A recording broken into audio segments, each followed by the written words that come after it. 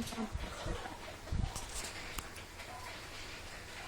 嘅諗喺學歷，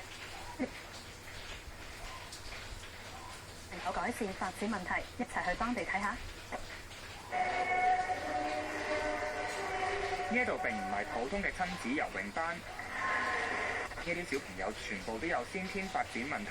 家長於是帶佢哋嚟接受水療。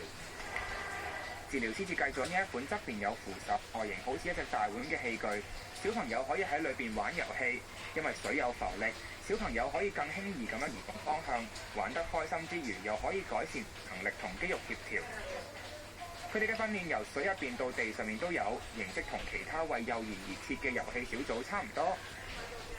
護士都會教父母做簡單嘅練習，等小朋友喺屋企嘅浴缸都可以接受治療。就好似呢一個媽媽，佢細個嘅時候唔識轉身，醫生話呢一種問題好常見，但係一般嘅父母治療師話，早產嬰兒出世嘅時候腦部容易受損，如果唔及早發現，佢後天寫字、閱讀，甚至係融入社會都有困難。啦，我去到英國，咁當地咧有愛護動物團體，咁呼籲民眾唔好防止虐待動物協會喺過去1年拯救咗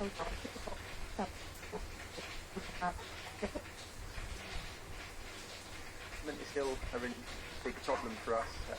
inspectors and welfare officers are working to limit that, but our abandonment is still up. Because of last year, it is still a big problem.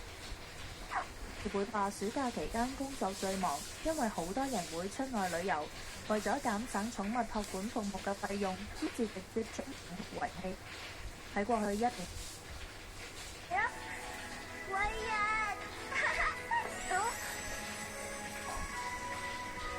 我哋呢都真係好朋友，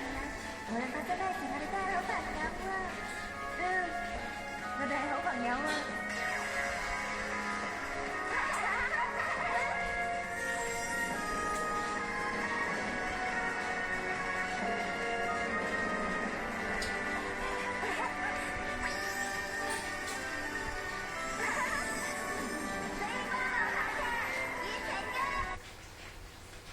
報道